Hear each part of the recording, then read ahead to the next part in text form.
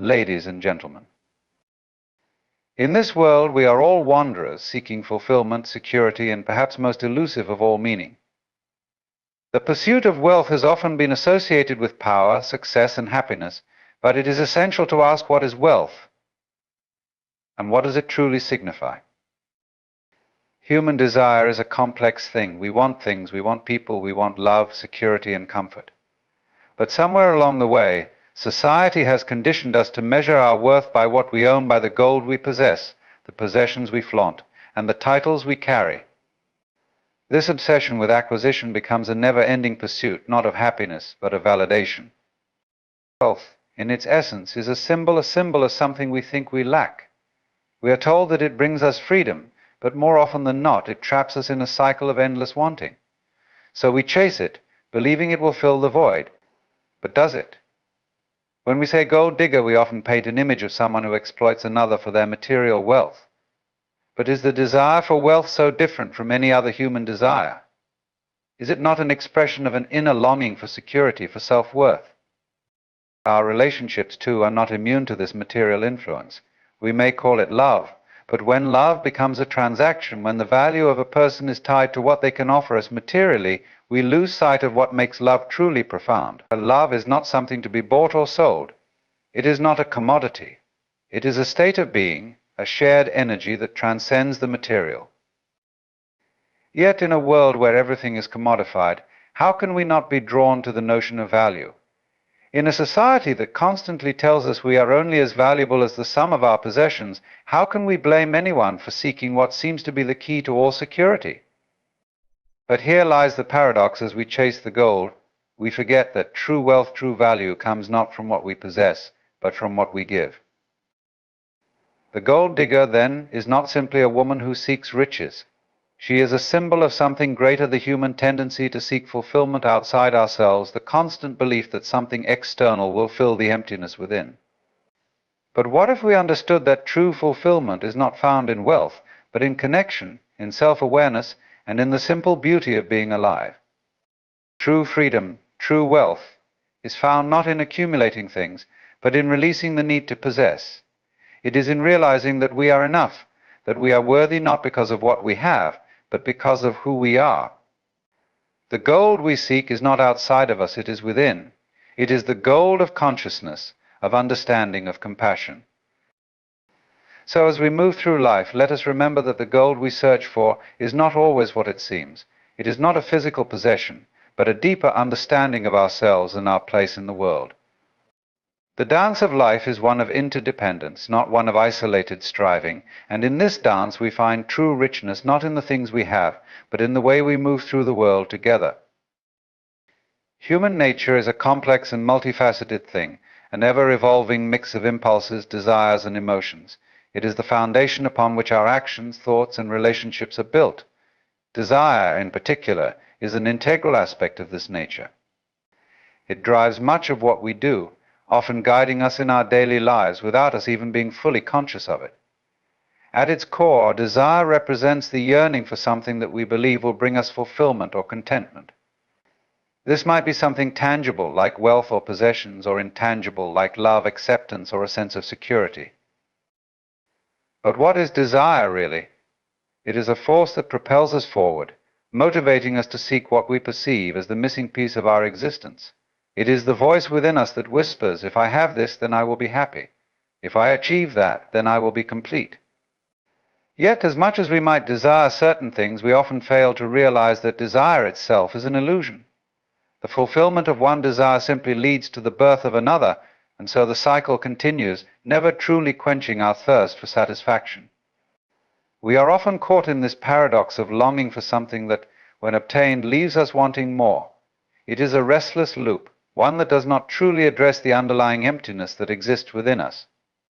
Take, for example, the pursuit of wealth. It is one of the most prominent desires that defines human behavior in the modern world. People work tirelessly, often sacrificing their health, time, and relationships in the hope that accumulating wealth will bring them happiness. And yet, despite the acquisition of riches, many still find themselves unfulfilled. They may have more material possessions than they ever dreamed possible, yet their sense of contentment remains elusive. Why is this? The answer lies in the nature of desire itself. When we attach our sense of worth and happiness to something external, we forget that true fulfillment comes from within.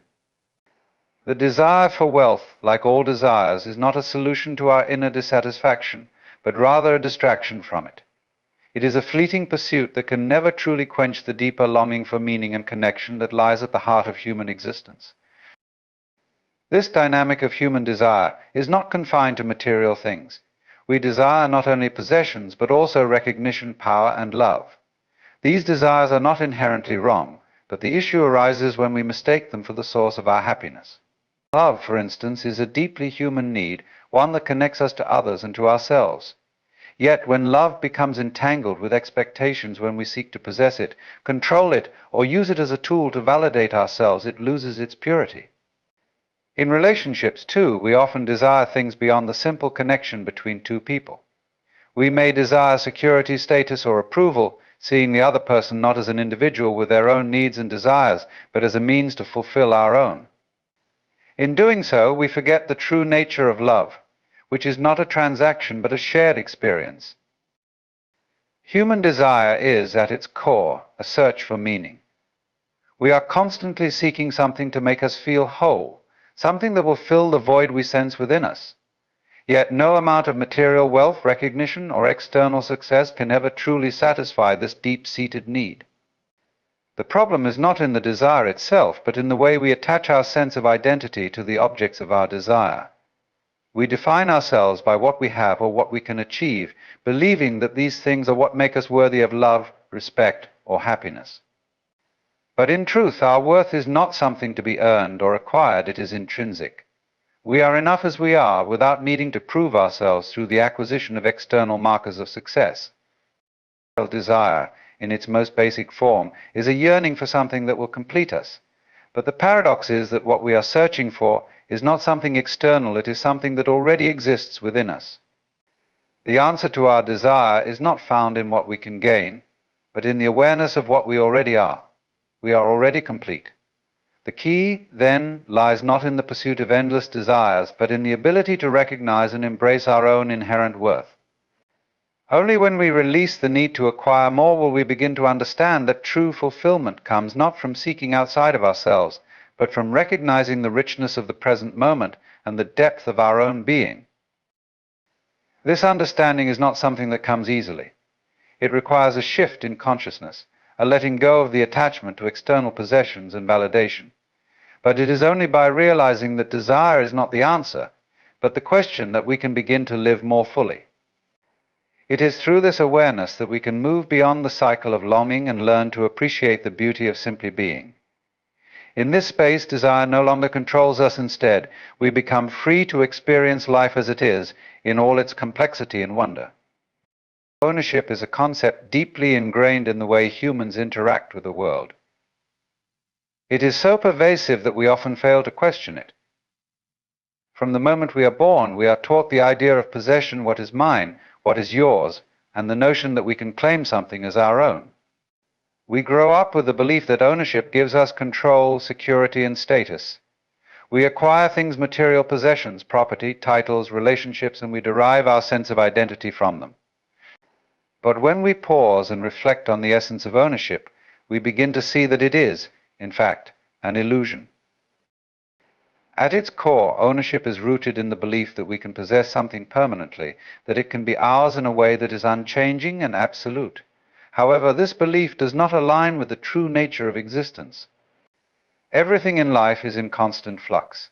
The universe itself is a dynamic web of interconnections where nothing remains static for long. The seasons change, people come and go, and even the mountains and oceans evolve over time. The notion that we can possess anything in a permanent, unchanging way is a human construct, an idea born from our need for stability and security in an uncertain world. Consider the things we call our own, our homes, our cars, our clothes, our money. All of these things seem to provide a sense of control over our environment, a sense that we have mastered our world. But when we look more closely, we realize that ownership is at best temporary. Homes decay over time, cars break down, money can be lost, and even the people we love are not ours to keep forever.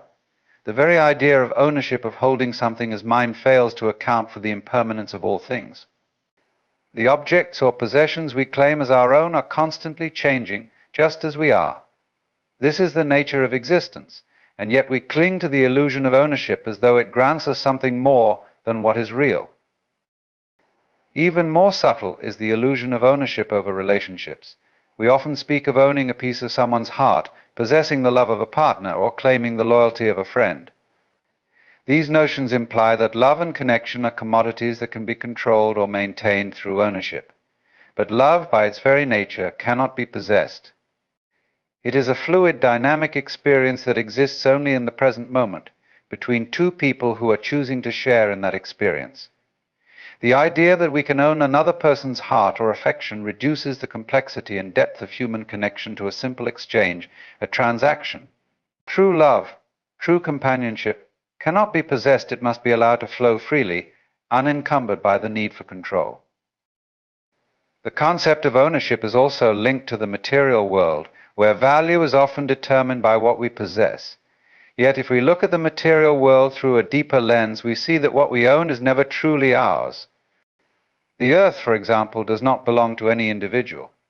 It is a shared resource, a living organism that sustains all life. We can buy property, but we cannot own the land in the truest sense. We can only steward it for a time, just as we can only hold on to our possessions for a brief period before they, too, pass on to someone else. The illusion of ownership feeds into the idea that we can separate ourselves from the rest of the world, that we can isolate ourselves in our own little corner of existence. But in reality, we are all interconnected, and nothing exists in isolation. This illusion extends even to the self. We often think of ourselves as separate from others, as individuals with distinct boundaries, with ownership over our own lives and destinies. But if we look closely, we see that we are not isolated beings. We are part of a larger web of life, a system of interconnectedness that transcends our individual selves. We are constantly influenced by the people around us, by the environment we inhabit, and by the forces of nature. Our sense of self, of ownership over our own identity, is but a fleeting construct. We are ever changing, ever evolving, and our sense of individuality is just one aspect of a much larger whole. In truth, ownership is an illusion that keeps us trapped in the cycle of wanting more, of accumulating things in an attempt to create stability and meaning in our lives. We strive for possessions, for control, for certainty. Yet in doing so, we lose sight of the reality that everything is impermanent. Nothing can be owned forever, and the more we cling to the idea of ownership, the more we are bound by it. True freedom then lies not in acquiring or holding on to things, but in letting go. When we release the need to possess, we open ourselves to the true nature of existence, to the flow of life, to the beauty of impermanence, and to the recognition that we are not separate from the world, but an integral part of it. In the end, ownership is a construct that serves only to limit us. When we recognize the illusion of ownership, we can begin to live with greater awareness and acceptance of the ever-changing nature of life. Instead of clinging to things, we can learn to experience them fully, to appreciate them in the moment, and to understand that nothing in this world is truly ours to own.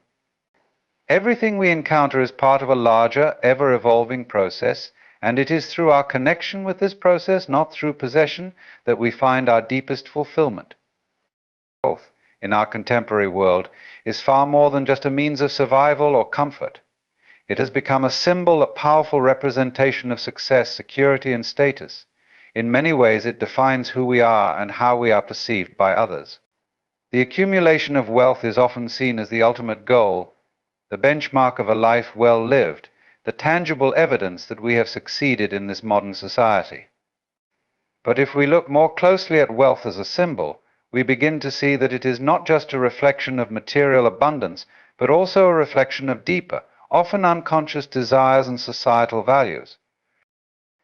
At its most basic level, wealth is a tool that allows us to acquire the necessities of life: food, shelter, healthcare, and education. These are the fundamental elements that sustain us. Yet when we move beyond these practical needs, wealth starts to take on a different meaning. It becomes a symbol of power, of the ability to influence others and control circumstances. It becomes a marker of distinction, a way of separating oneself from those who do not have the same level of financial security.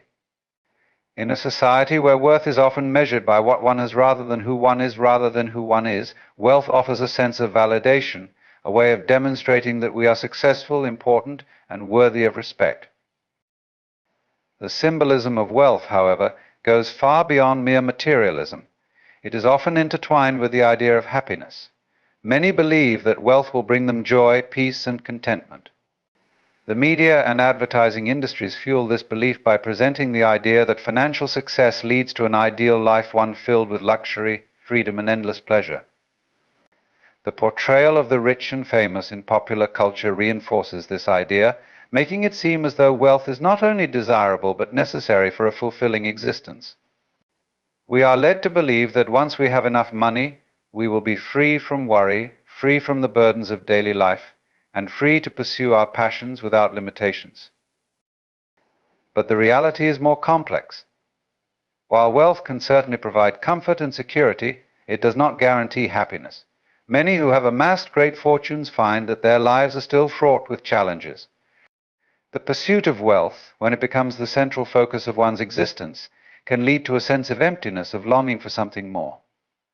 The very nature of wealth as a symbol is based on external validation, on the belief that we are defined by what we have rather than who we are.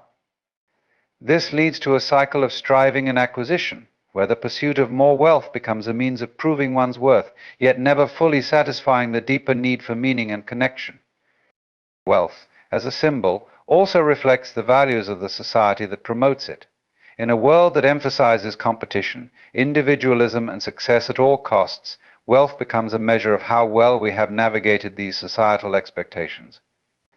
Those who are able to accumulate great wealth are often celebrated as role models, as examples of what can be achieved through hard work, intelligence, and ambition. But this narrow definition of success overlooks the many other ways in which people can contribute to society and find fulfillment. There are countless individuals who live meaningful, purposeful lives without ever amassing significant wealth. And yet, in the eyes of society, they may be seen as less valuable simply because they do not have the same material markers of success. In this sense, wealth becomes a double-edged sword. On one hand, it provides a sense of security and status, but on the other, it can become a source of stress and anxiety. The constant pursuit of more, the pressure to maintain or increase one's wealth, can lead to a loss of perspective. In the quest for material success, we can easily lose sight of the things that truly matter: relationships, personal growth, and the simple joys of life. Wealth, as a symbol, can become a distraction, pulling our attention away from the deeper aspects of our existence. The symbolism of wealth also extends to the way we view others. We often judge people based on their financial standing, assigning value to individuals according to their net worth. This creates a society where the rich are seen as more important, more capable, and more deserving of admiration, while the poor are marginalized or dismissed. In doing so, we reinforce a hierarchy that overlooks the inherent worth of every individual. The true value of a person cannot be measured by their bank account, yet we continue to perpetuate this belief that wealth is the ultimate indicator of success and worth. In the end, wealth as a symbol is a complex and multi-layered concept. It is not merely a reflection of material success, but also a reflection of our deepest desires, our values, and our sense of self. It offers a sense of security, power, and status, but it can also lead to emptiness, anxiety, and disconnection. The challenge lies in recognizing that wealth, in and of itself, is not the source of true fulfillment. What we seek through wealth validation, happiness, and meaning can only be found through self-awareness, connection with others, and a deeper understanding of what truly matters in life. Until we shift our focus from the pursuit of wealth as a symbol of success to the pursuit of fulfillment from within, we will continue to chase an illusion, forever searching for something that can never truly satisfy. Value and self-worth are concepts that are often intertwined but remain deeply personal and complex. In today's world, where external measures of success such as wealth, appearance, or status often dominate the narrative, it becomes easy to confuse our value with what we possess or what we can achieve. We live in a society that is quick to place a price tag on everything from our skills and talents to our relationships and even our identities. Yet at the core of our being, value and self-worth are not dictated by external factors, but by how we see ourselves from within. The idea of value is traditionally rooted in what can be measured, what we own, what we accomplish, and how we are seen by others.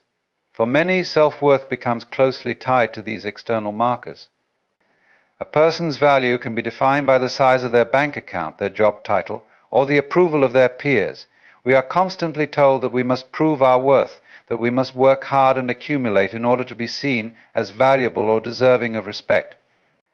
In a culture where outward achievements are celebrated and material wealth is idolized, it's easy to fall into the trap of defining ourselves through what we have or what we do.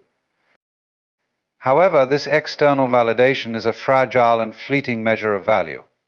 The problem with tying self-worth to external factors is that they are ever-changing and often beyond our control. Wealth can be lost, status can fade, and even the most admired figures can experience periods of struggle or fall out of favor. In these moments, the very foundation of one's self-worth can be shaken because it was built on something transient and unstable. The danger of defining ourselves through these external measures is that it leads to an endless cycle of seeking validation, always looking for something or someone to affirm our value.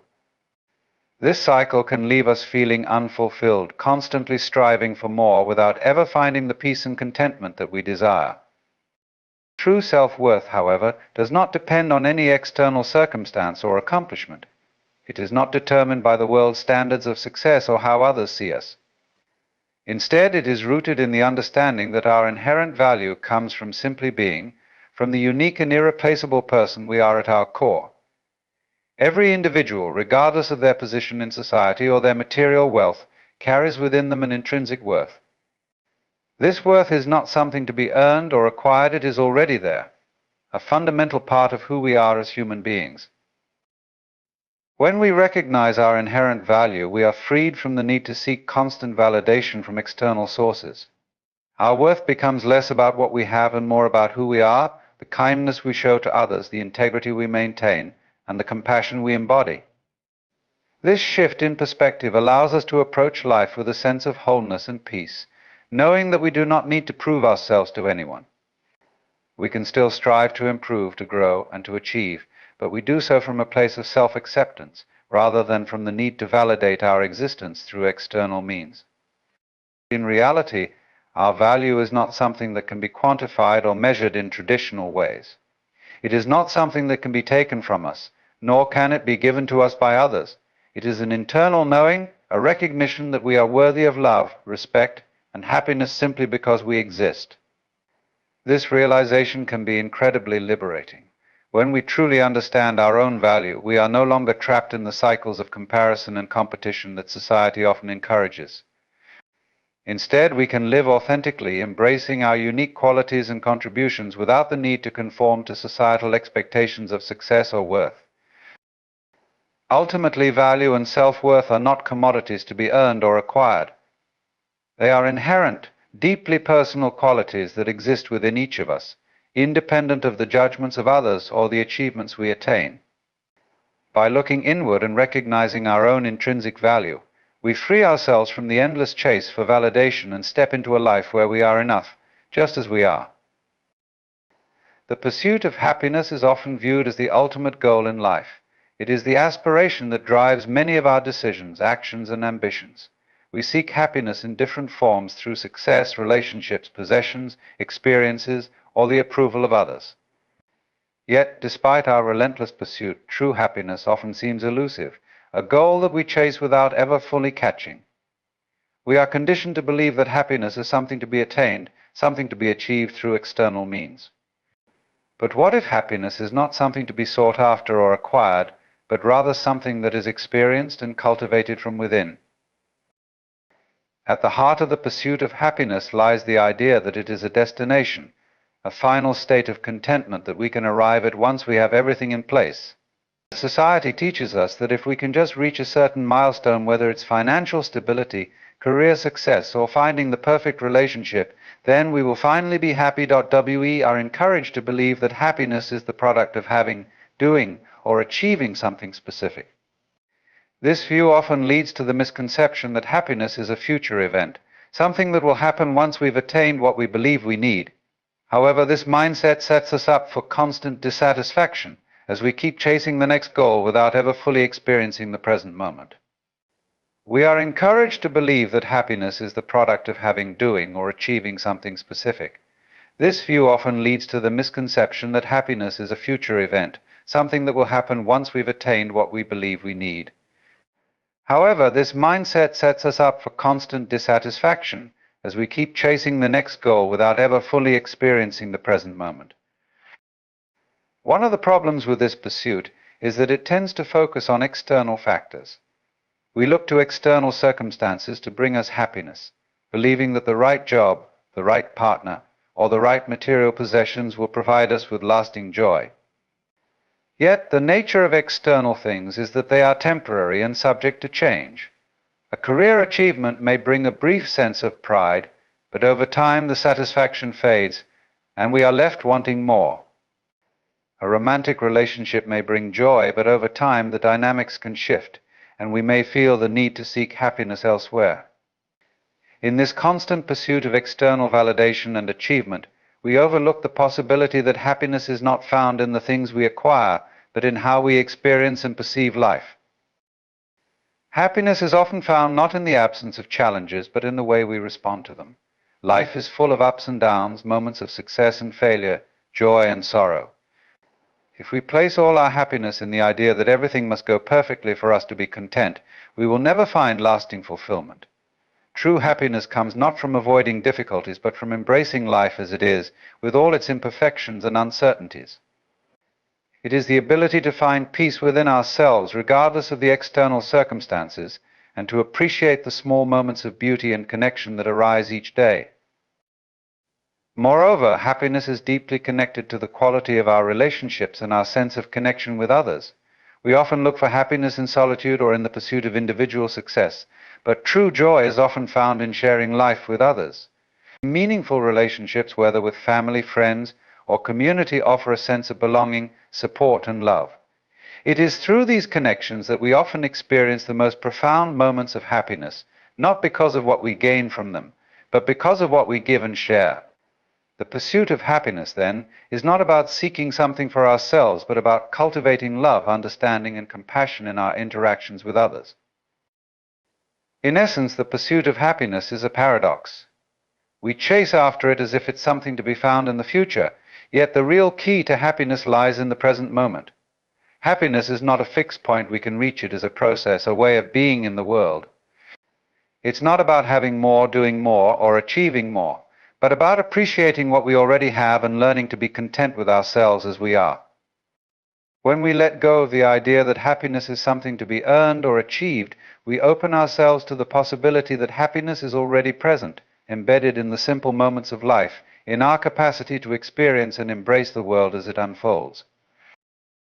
Ultimately, the pursuit of happiness is not a race to the finish line, but an invitation to explore and experience life more fully.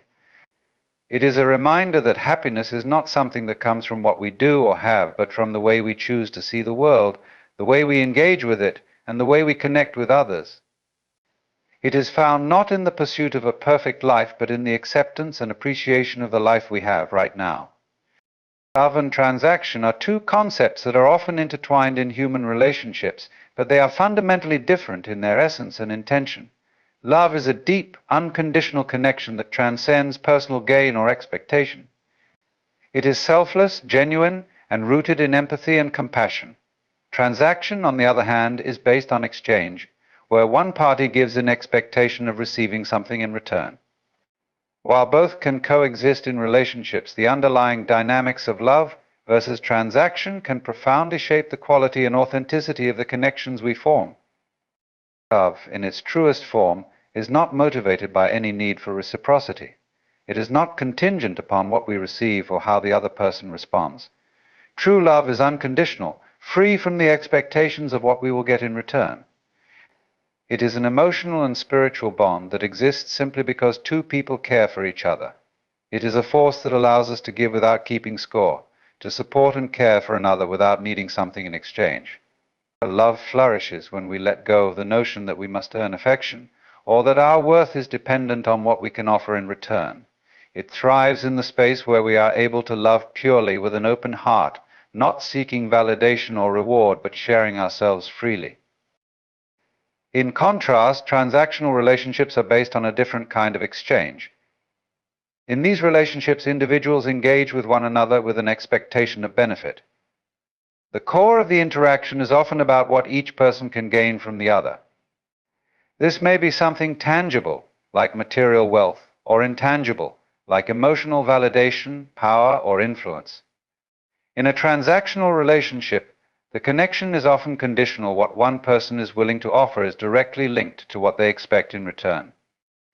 There is an inherent calculation involved in these interactions, where the value of the exchange is weighed, and individuals may not act unless they can see a clear benefit for themselves. While transaction-based relationships are not inherently negative, they lack the depth and richness of true love. In a transaction, one's actions are often motivated by a desire for personal gain, which can lead to a sense of emotional distance or detachment. Transactional relationships can create patterns of dependence, manipulation, or power struggles, where each person tries to leverage the other for personal benefit. Over time, these dynamics can erode trust and intimacy, as individuals become more focused on their own needs and desires rather than nurturing the connection for its own sake. Love, on the other hand, fosters growth, understanding, and support. It is a space where two people can be vulnerable, where the focus shifts from individual gain to collective well-being. True love seeks the happiness and fulfillment of the other person, regardless of what one might receive in return. This type of connection creates an environment where both individuals can flourish together, free from the constraints of competition or expectation.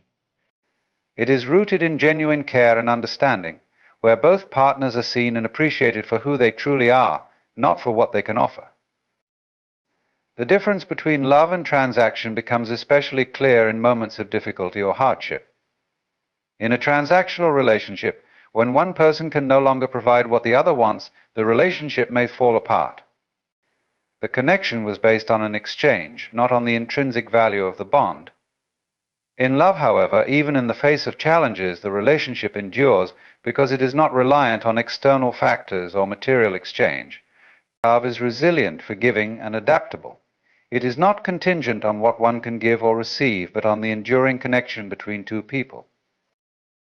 In our modern world, where transactional relationships often dominate, it can be easy to forget the power and beauty of love. We are taught to view relationships through the lens of exchange. What can I get from this person? What does this person offer me? Yet when we focus solely on the transactional nature of relationships, we miss the deeper fulfillment that comes from loving and being loved unconditionally. True love transcends exchange. It is an act of giving without expectation, of caring without condition. It is the foundation for deep, meaningful connections that nourish our souls and elevate our lives. Ultimately, the choice between love and transaction is one that shapes the way we engage with the world and the people around us. When we choose love, we open ourselves to authentic connections, to the beauty of selfless care, and to the transformative power of giving without expectation. In contrast, when we operate from a transactional mindset, we risk losing the richness and depth of human connection, settling for relationships that are defined by what we can gain rather than what we can give. True fulfillment lies in moving beyond transaction, embracing the pure, unconditional nature of love, and experiencing the profound joy of giving and receiving without the need for calculation.